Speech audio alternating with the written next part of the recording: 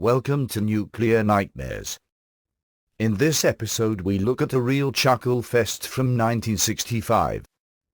Peter Watkins, The War Game.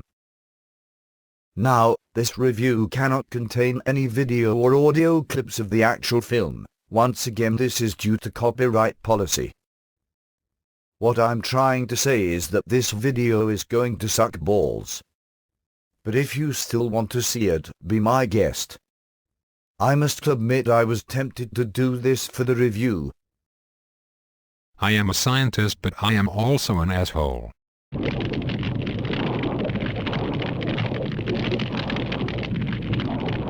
I am a scientist, but I am also an asshole.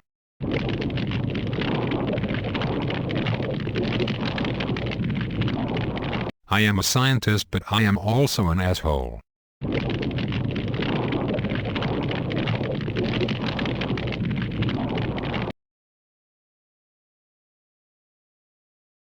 In the end, I felt that a lot of this film's message might have been lost if I pulled a stunt like that. So I am going to give in my best shot. After this text crawl explaining how we would be more than prepared to blow the Russians to buggery if they tried any funny stuff, we are shown a series of maps, voiced over by a narrator who assures us that in the event of an all-out attack, the UK is pretty much screwed. Watkins then goes on to imagine the following scenario. By means of a radio report we are told that the Chinese have invaded South Vietnam, and that the United States has stated its intention to use tactical nuclear weapons against the communist forces. The Soviets have moved to show solidarity with China and have cut off the road links to West Berlin. The Soviets will occupy the western half of the city if NATO refuses to back down. Hindsight is a wonderful thing. Given that the Chinese had used troops to support North Korea in the previous decade, Watkins, like many people at the time, felt that such an intervention in Vietnam was just around the corner. In the case of North Korea, the idea of using tactical nuclear weapons was raised, but quietly dropped soon afterwards. The filmmakers could not have known that Chinese intervention in Vietnam was going to be unnecessary. Even if it was, it is highly unlikely that the Soviets would have viewed the situation favorably. By 1965, relations between the Kremlin and Beijing were pretty low and getting worse. But as I said, Watkins could not have known this, and with the Soviet ultimatum in place, the UK government introduces emergency powers, first among which is evacuation. Although, not for everyone. Able-bodied men over the age of 18 would stay behind in the cities. Nationwide, the plan would involve the displacement of some 10 million people. Well, that is the figure from 50 years ago. I have no idea how many would have to be moved today. The film points out that this would be unpopular, with women being moved from their husbands and older sons to people who probably didn't want to billet them in the first place. And that the idea would not save many people anyway. The war hasn't even started yet and the film is already as grim as a wet weekend in Croydon. Don't worry though, it is about to get considerably jollier. After the Russians' attempt to occupy West Berlin, the local populace engaged the East German police in a nice game of "I bet you cannot shoot me from there." The UK government is a little unnerved by this turn of events, and so it hands out a helpful leaflet explaining how to build a fallout shelter using materials you could not possibly afford. Meanwhile, in Central Europe, Allied forces are attempting to break through the inner German border so as to relieve the Soviet-occupied West Berlin. The Russians, however, are not being very nice, and are using little things like the 82nd Guards Tank Division to point out that the Americans should think again. The Americans understand and, as a goodwill gesture, they give the Russians an instant suntan. I bet you won't guess what the Russians do next.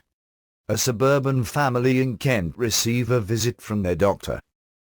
They all conclude that it is going to be one of those days when the siren sounds and a 1 megaton bomb goes off about 6 miles away from their location.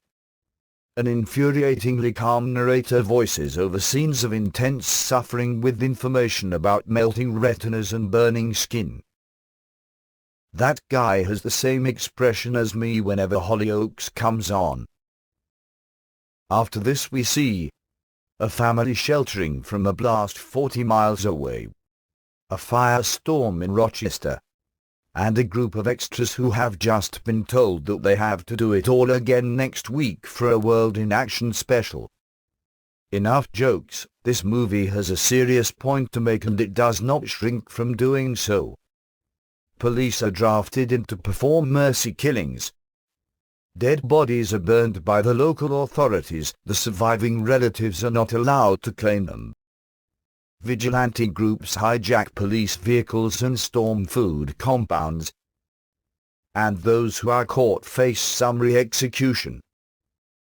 Shot in the style of a television news magazine show like World in Action or Panorama.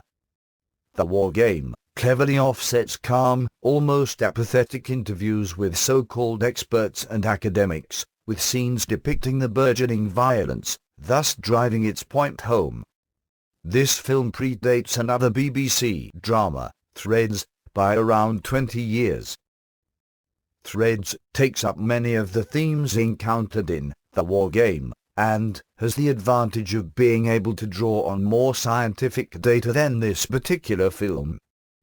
A question which has bothered both students of this genre and observers of Cold War British politics is this: why was Threads allowed to be broadcast, whereas The War Game was not allowed to be shown on British television until 1985? Whether you find one of these two films more alarming than the other is immaterial. Personally, I don't think the difference lies in differing cultures, the 60s audience being unable to brave the film, but an 80s audience coping with it. The counter-argument here is that the audience 1984 barely coped with Threads. It is presumable that a 60s audience reaction to The War Game would be identical, since both productions are very much of their times. From a political perspective, it does not make a great deal of sense either. In 1965, Harold Wilson and the Labour Party were in office. In 1984, Margaret Thatcher and the Conservatives were in power. Wilson was not a direct military interventionist. He refused to send British troops to Vietnam to assist the Americans. Thatcher, by contrast, was a military interventionist who allowed the United States to base short-range ballistic missiles in the UK and was a strong supporter of US foreign policy. Surely it would have more suited a Labour leader's stance to allow the screening of such a film, and it would have been in the interests of a Conservative's policy to ban it. And yet the opposite took place.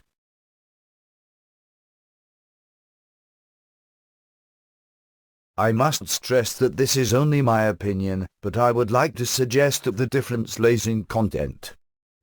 Let us assume that my supposition that a 60s audience would have reacted to The War Game in exactly the same way that an 80s audience would have reacted to Threads.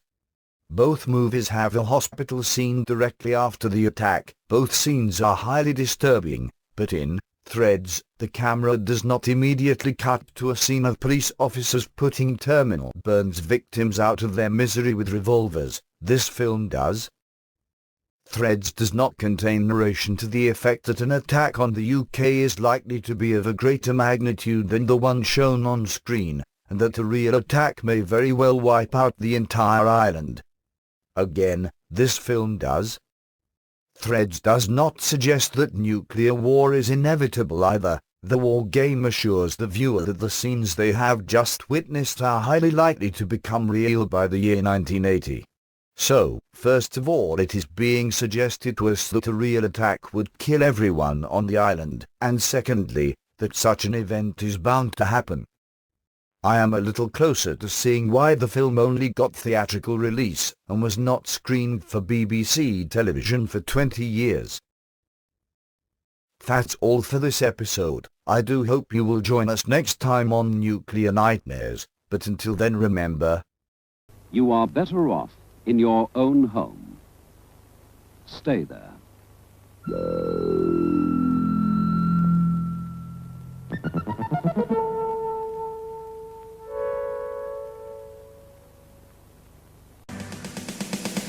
No Kylie, no Jason, no toothpaste round the basin. By golly, we're jolly, jolly's what we are. No slimming, no jogging, no slurping, public snogging. We're after some laughter, ha ha ha ha ha. No Kylie, no Jason, no toothpaste round the basin.